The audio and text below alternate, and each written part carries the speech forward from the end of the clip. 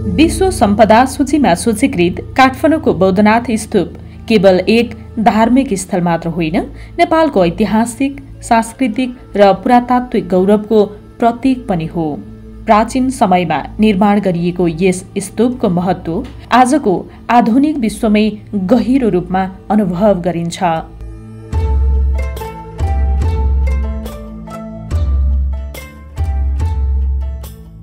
तिब्बती बौद्ध धर्मावलम्बीहरूका लागि पवित्र स्थल मानिने बौद्ध स्तूप हिन्दू र बौद्ध दुवै धर्मका अनुयायीहरूका लागि श्रद्धा, आस्था र दर्शनको केन्द्र रहँदै आएको छ। यस ऐतिहासिक सम्पदाको संरक्षण, सम्वर्धन तथा प्रवर्धनका लागि नेपाल सरकारले बौद्धनाथ क्षेत्र विकास समिति गठन गरेको छ।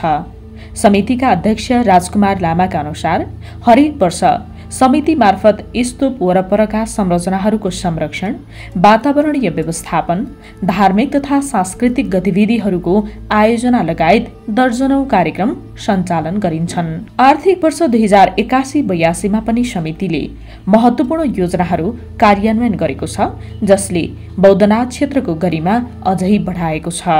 समितिले हालै बौद्धनाथ स्तूपको भित्री घेरामा रहेका विद्युत तारहरूको भूमिगतीकरण कार्य सम्पन्न गरेको छ। यस कार्यमा नेपाल विद्युत प्राधिकरणको प्राविधिक सहयोग लिएको थियो। साथै स्तूप वरिपरि रहेका कोराको बाटोमा इँटाको पुनः सजावट र समतलीकरण गरिएको छ। यसअघि ती बाटाहरू खाल्डाखुल्डीले भरिएका थिए, हिँड्नै अप्ठ्यारो थियो। अहिले भने पर्यटक र तीर्थालुहरूका लागि सहज र सुरक्षित पैदल मार्ग तयार पारिएको छ। सम्पदा संरक्षणको लागि विशेष गरी हाम्रो कार्यक्षेत्रभित्र पर्ने बौद्धनाथ महाचैत्य, जुन विश्व सम्पदामा सूचीकृत पनि छ, बौद्ध महाचैत्यको संरक्षणको लागि हामीले त्यहाँ भएका अव्यवस्थित तारहरू, जथाभावी टाङ्गिएका माकुराको जस्तो तारहरूलाई व्यवस्थित गर्ने कामहरू, भूमिगत तारको कामहरू हामीले विद्युत प्राधिकरणसँग समन्वय गरेर त्यो कामहरू सम्पन्न भइसकेको छ। त्यसै गरी बौद्धको कोराको इट्टा फेर्ने काम पनि सम्पन्न भएको छ। यो वर्ष नै सम्पन्न भएको छ।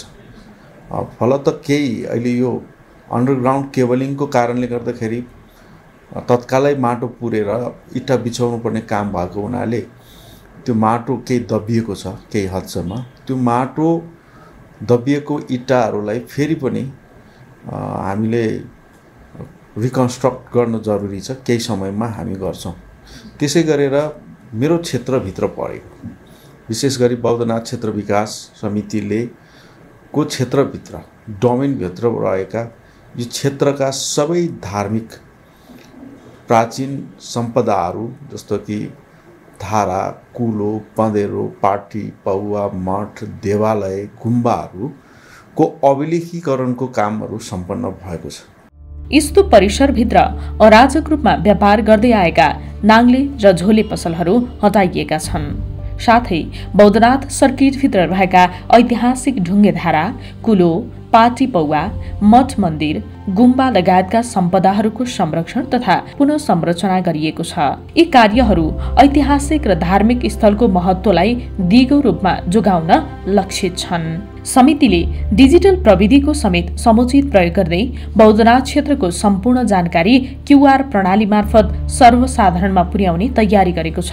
अब पर्यटकहरूले मोबाइलबाटै स्तूपको इतिहास, महत्त्व, संरचना र दर्शन सम्बन्धी जानकारी सजिलै प्राप्त गर्न सक्नेछन्। प्राचीन सम्पदाहरूको चाहिँ हामीले एक गरेर त्यसलाई अभिलेखीकरण गरेका छौँ।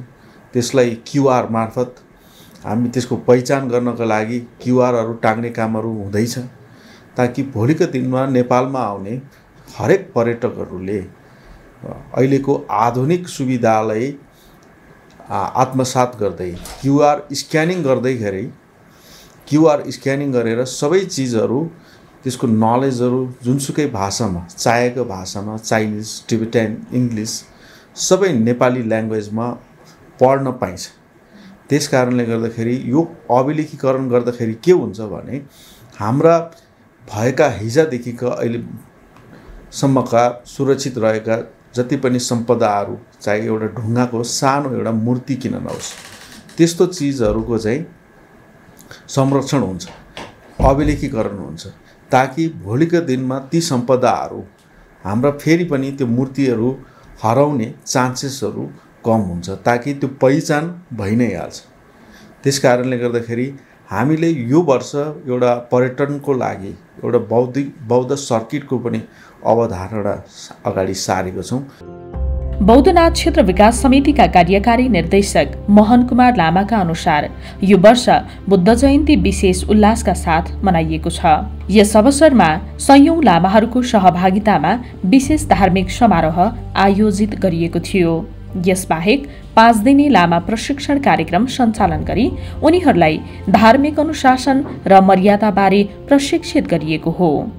त्यो महाचैत्यको वरिपरिको सरसफाइलाई ध्यान दिने, त्यहाँनिर भए गरेका जति पनि अब कमी कमजोरीहरू छन्, धेरै छन्। जस्तै कि अब त्यहाँ पानी जम्ने आदि इत्यादि त्यसलाई पनि गरेको देखेँ। र अर्को पाटो चाहिँ यसपालि हामीले भव्य रूपमा चाहिँ के गर्यौँ भन्दाखेरि बुद्ध जयन्ती मनायौँ। त्यसलाई अब यो बुद्ध जयन्ती किन यसरी मनायौँ भन्दाखेरि चाहिँ यो बुद्ध जयन्तीलाई पनि मान्छेहरूले, विश्वका मानिसहरूले के गरून् भन्ने हाम्रो उद्देश्य हो। भन्दाखेरि बुद्ध जयन्ती कस्तो हुँदो रहेछ नेपालमा भनेर पनि हेर्न आउने खालको वातावरण चाहिँ तयार गर्नको लागि भनेर हामीले यसको आधार बनाउने भनेर चाहिँ लागि परेका हौँ र हामीले गऱ्यौँ। अध्यक्ष राजकुमार लामा भन्छन्, बौद्धनाथ सर्किटको गुरु योजना तयार पार्ने कार्य तीव्र गतिमा भइरहेको छ। यो योजना हजारौं वर्षसम्म उपयोगी हुने खालको हुनेछ। सम्पदाको संरक्षण मात्र नभई भावी पुस्तालाई धार्मिक, ऐतिहासिक र सांस्कृतिक ज्ञान हस्तान्तरण गर्ने उद्देश्यले यो योजना अघि बढाइएको हो। बौद्धनाथ क्षेत्र विकास समितिले निश्चय नै यहाँ भएका हाम्रो पौराणिक चिजहरूको, सम्पदाहरूको संरक्षण गर्नु जरुरी छ। त्यसैको लागि हामीले विगतको वर्षमा एउटा मास्टर प्लानको खाका तयार गरेका छौँ। त्यो मास्टर प्लान हामीले अबको हजारौं वर्षलाई हेरेर एउटा मास्टर प्लानको परिकल्पना गरेका छौँ। जस्तो उदाहरणको लागि चाबेलदेखि बौद्धसम्म आउँदै गर्दाखेरि तपाईहरूले पार्किङ गर्न सक्नुहुन्न, गाडी बाइक पार्किङ गर्न ठाउँहरू छैन, अव्यवस्थित ट्राफिक जामहरू झेल्नुपर्छ। त्यसको लागि हामीले उचित पार्किङको व्यवस्था, जस्तो कि उदाहरणको लागि यो बौद्ध आफैमा एउटा इतिहास बोकेको एउटा विश्व सम्पदा है। तपाईँ हामी कतै विदेशमा हामी भ्रमण गर्छौँ भने त्यो ठाउँमा त्यहाँका प्राचीन वस्तुहरू, स्मारकहरू, त्यहाँको विशेष गरी त्यसको सुरक्षा, त्यसको चाहिँ सम्पदाको सौन्दर्यकरण हैन, पर्यटकलाई आकर्षण गर्ने चिजहरूलाई मुख्य फोकस देशले नै त्यसलाई आम्दानीको, पर्यटकलाई चाहिँ आम्दानीको स्रोत पनि मुख्य स्रोत बनाएको। जस्तो भुटानलाई जस्तो एउटा सानो देशलाई हामी लिन सक्छौँ। त्यो देशको मुख्य आम्दानीको स्रोत भनेको पर्यटकलाई मान्छ है। त्यसै गरेर हामीले नेपालले पनि पर्यटकलाई आकर्षित गर्नको लागि विभिन्न राज्य तहबाट नै यो सम्पदाको लागि विशेष एउटा चाहिँ एउटा मास्टर प्लान बनाउनुपर्छ। त्यसै गरेर हामीले बौद्धनाथ क्षेत्र विकास समितिले एउटा मास्टर प्लानको खाका तयार गरेका छौँ। यो हाम्रो धर्म संस्कृतिसँग रिलेटेड भएको हुनाले यो चाबेलदेखि यता हामी बौद्धसम्मको, जोरपाटीसम्मको विशेष गरी यो सडकका छेउछाउका घरहरू सम्पदा मैत्री हुनुपर्छ हैन। एउटा हेरिटेज, एउटा सहर, हेरिटेज टाउनको चाहिँ एउटा अवधारणा हामीले अगाडि सारेको छौँ। पार्किङको सुविधा सम्पन्न पार्किङ, पर्यटकलाई आकर्षक गर्ने चिजहरू हैन, त्यहाँको घरहरूको मोरालिटी, घरहरूको आउटलुक कस्तो हुने भन्ने, बाटो कस्तो हुने, ट्राफिक व्यवस्थापनको लागि हामीले अन्डरग्राउन्ड रोड पासको चाहिँ परिकल्पना गरेको छौँ। घरहरूलाई टिपिकल हाम्रो लिच्छवीकालीनदेखि लिएर यो नेवारी टिपिकल लुक्समा कन्भर्ट गर्ने, हामीले चाहिँ एउटा बुद्धिस्ट गुम्बा शैलीको, जस्तो भुटानमा तपाईँहरू जानुभयो भने सबै घरहरू एउटा गुम्बाको जस्तै हैन, बुद्धिस्टहरूले मान्ने भनेको गुम्बा हो। गुम्बा कस्तो चिटिक्क परेको देखिन्छ त्यस्तै गुम्बाको एउटा लुक्समा घरहरूको आउटलुकहरू चेन्ज गर्ने र पर्यटकलाई आकर्षित गर्ने, पर्यटकहरूलाई बाटो काट्न र पर्याप्त ठाउँहरू, पार्कहरू हैन त्यस्तो किसिमको चाहिँ एउटा मास्टर प्लान हामीले बनाएका छौँ। केही निकट दिनहरूमा हामी त्यो नेपाल सरकारलाई हामी मास्टर प्लान पास गर्नको लागि हामी पेश गर्दैछौँ। सरकार र स्थानीय समुदायको सहकार्यमा अघि बढाइएको यी प्रयासहरू प्रशंसनीय छन्। धार्मिक पर्यटन प्रवर्धन, ऐतिहासिक सम्पदाको संरक्षण र सांस्कृतिक सम्पत्ति सुदृढीकरणमा बौद्धनाथ क्षेत्र विकास समितिको सक्रियता उदाहरणीय बन्दै गएको छ।